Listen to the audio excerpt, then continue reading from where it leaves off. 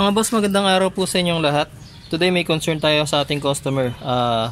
Yung kanyang radiator fan is nakarekta. Every time na i-on pa lang ignition switch ng kanyang kotse is umaandar na agad yung radiator fan. So para matutunan nyo kung paano i-troubleshoot yung ganitong klase ng problem, please continue watching this video.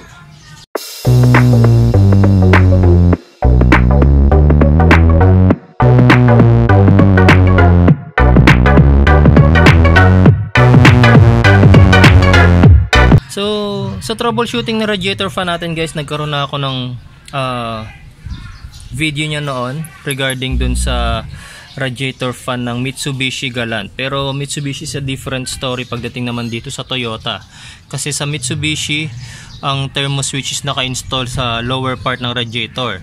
Pero pagdating dito sa Toyota, ang thermo switch natin is naka-install dito sa mismong water inlet sa ating makina. So before we start mga boss, ipapakita ko muna sa inyo na once na mag-on ng ignition switch yung customer is umaandar na agad yung radiator fan. Sir, pa-suyo po, pa-on po nung ignition switch. Ayan, makikita nyo pag-on pa lang ng ignition switch nya, gumana na agad yung radiator fan. So yan yung bagay guys na hindi natin pwedeng pabayaan, kasi ang radiator fan dapat yan gumagana lang yan kapag nasa mainit na yung makina natin, kapag na-reach niya normal operating temperature para palamigin yung tubig na nasa radiator.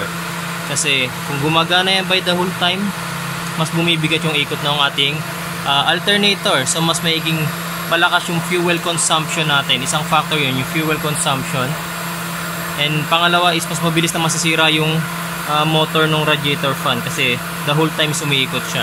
So dito sa Toyota, ang thermo switch ng radiator fan is ito yung water inlet natin. Yan, trace nyo yan, tapos makikita nyo tong water inlet na to. So dyan din nilalagyan thermostat. Tapos ito yung kanyang thermo switch.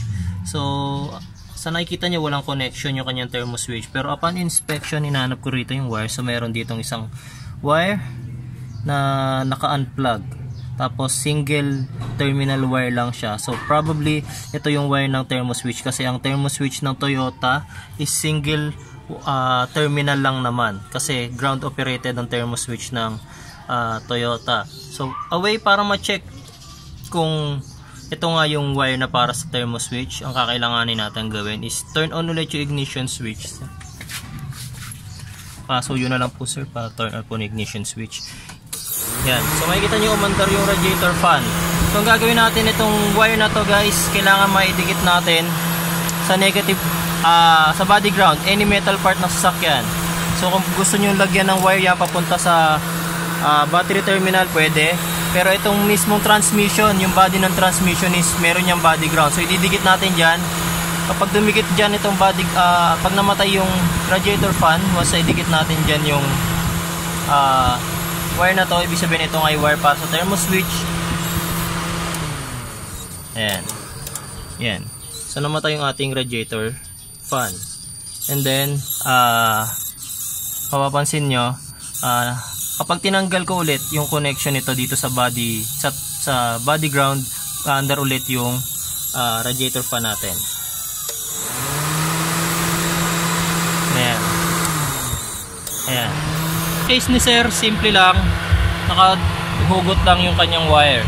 So kapag ibinalik natin yan sa thermo switch, may possibility na mamatay ulit yung pagka-rekta ng fan niya. So ganun lang kasimple kasi yung pagre-rekta ng fan ng Toyota. Pero kapag yung ibang electrician, ang ginagawa, minomodify pa nila yung wiring, so binabago pa nila yung wiring. So nagiging problema, once na ibabalik nyo na ulit sa stock settings, mamumroblema ngayon yung mag-aayos, kasi hahanapin kung saan nyo binago yung wirings. Pero luckily sa case ni sir, nakahugot lang naman yan. So para malaman nyo kung may binago sa wiring ng inyong radiator fan, itong wire na to guys, dikit nyo lang yan sa body ground. Pag namatay ang radiator fan, ibig sabihin walang binago sa inyong sa wiring ng inyong radiator fan. Ayan, so dinikit ko siya doon sa transmission, namatay yung radiator fan natin. So very simple lang ang nangyari rito sa pagre-rekta dito sa radiator fan ni sir. In-unplug lang yung wire na to from the thermo switch kaya nagre-rekta. Pero kapag ibinalik na natin yan, ayan, mapapansin nyo namatay na yung radiator fan. Tapos on other case guys, kung sakasakaling dumating yung time na meron akong aayusin ulit na Toyota Corolla na minodify naman yung wiring, ipapakita ko rin sa inyo yung video. Pero in this video, pasensya na guys, hindi ko may papakita kasi hindi naman na-modify yung wirings ng radiator fan ni sir. Naging case lang talaga is in-unplug lang yung kanyang connection from the thermo switch kaya naging rekta yung kanyang radiator fan. Tapos ang kailangan na lang natin gawin ngayon is paandarin yung makina and wait for the engine na ma-reach yung normal operating temperature niya.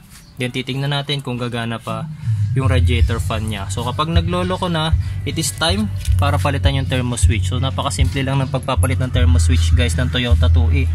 Mas madali yan kumpara sa pagpapalit ng thermo switch nung sa Mitsubishi dati, dahil sa Mitsubishi nasa ilalim pa ng radiator, so kailangan niya umilalim sa sasakyan.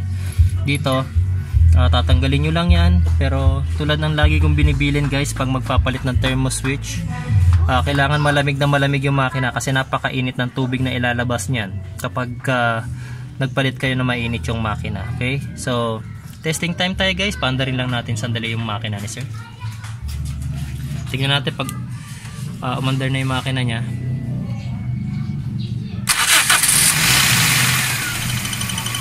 Ayan. So nakikita nyo guys, umaandar na yung makina ni sir. Pero yung kanyang radiator fan is nakatigil pa. So maghihintay lang tayo ng ilang minuto para malaman natin kung gumagana pa ng maayos yung kanyang thermo switch.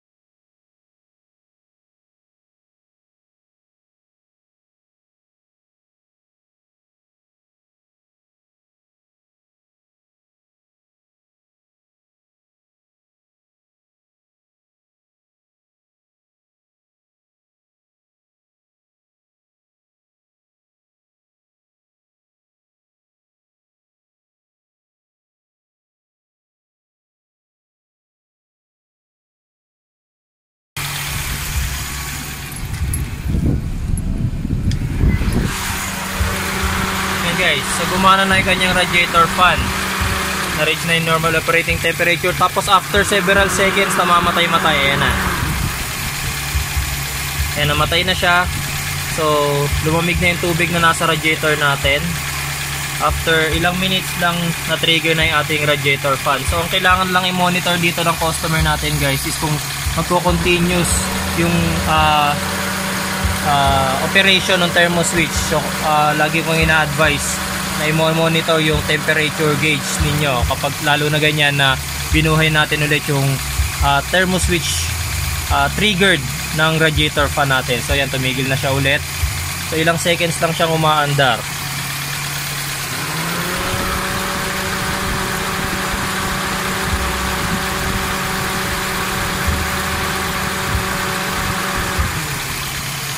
guys, so konting review na lang. So pagka dumating yung time guys na sira na talaga yung thermo switch ninyo, may advice ko, erekta nyo muna yung fan.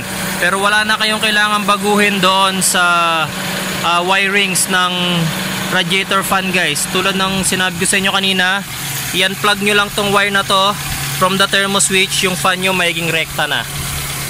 Ayan, so in-unplug ko lang siya, yung fan nyo is rekta na, tuloy-tuloy na yan na andar. And then kapag dumating yung time na napalitan nyo ng thermo switch, all you have to do is ibalik ito from the thermo switch. Ayan, para maging thermo switch operated ulit yung inyong mga radiator fan guys. So I hope this time na ituro ko sa inyo kung paano ibalik sa thermo switch settings, thermo switch triggered ang inyong mga radiator fan ng inyong Toyota Corolla 2E. Maraming salamat guys sa inyong panonood.